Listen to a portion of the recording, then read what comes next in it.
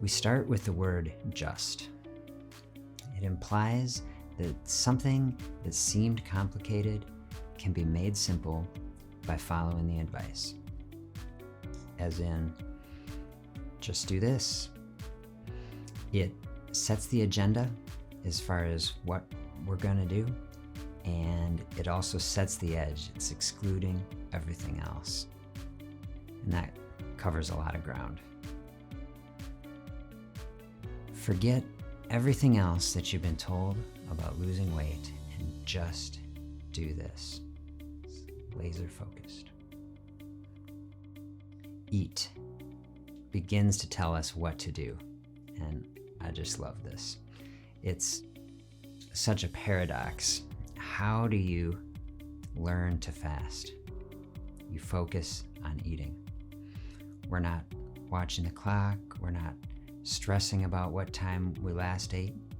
We're looking forward to eating. And it's a positive space.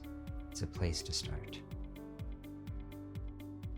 2 is probably the most important word of the whole sentence. We have a whole society built around 3. It's a one-size-fits-all policy. It's a belief system, really. Every person must do this ritual eating. 3 times a day thou must eat to be healthy. No, that is simply not true for everyone. It's true for some people, but if you need to lose weight, 2 meals, it's the backbone of the whole process. So if we stopped here, we have accomplished a lot already. We could just leave it at a 3-word weight loss plan, just eat twice. And that would help a lot of people, but we can do better. Healthy really starts to dial it in. If you want to be healthy, you need to bring healthy into your body. And you can't bring unhealthy things into your body and then expect vibrant, radiant health to just come flowing back out. Doesn't work like that. Eating harmful things, just don't do it, right? Eating harmful things twice a day, it's better than eating them 3 times a day, no doubt. So that's a step. But if you really want to transform your life, you need to put nourishing, life-giving, unprocessed foods into your body. And you need to do it in meals, right? I can only begin to tell you how important it is to eat your food as a meal. The human body is built to eat meals, not continually consuming all day. Snacking helps pretty much no one lose weight. That's my observation. So we need to eat and we need to not eat.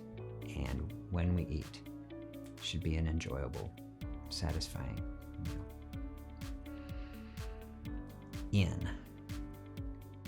This is showing us more precisely what to do. The food is in and it's not out.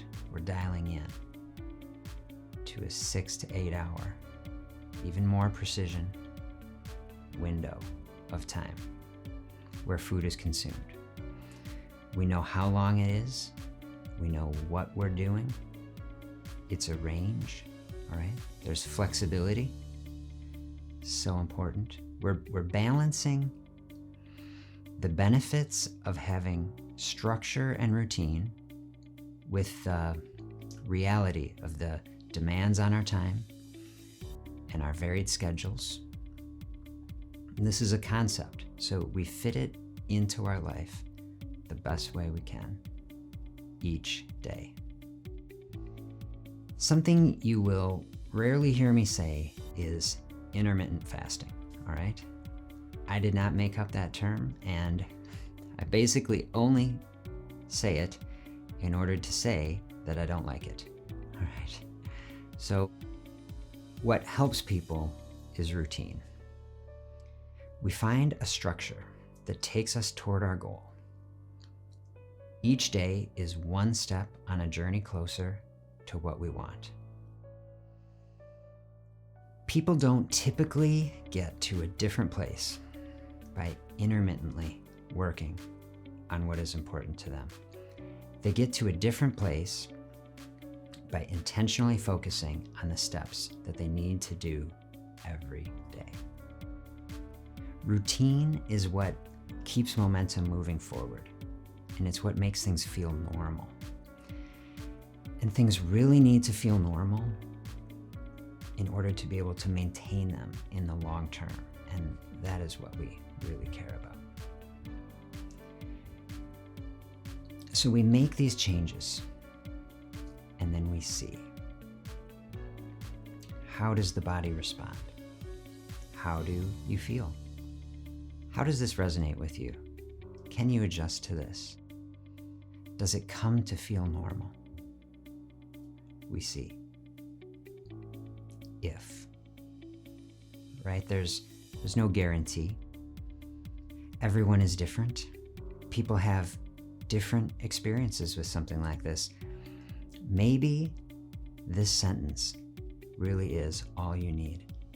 Or maybe it's just the first step. But we try and we see if it's good.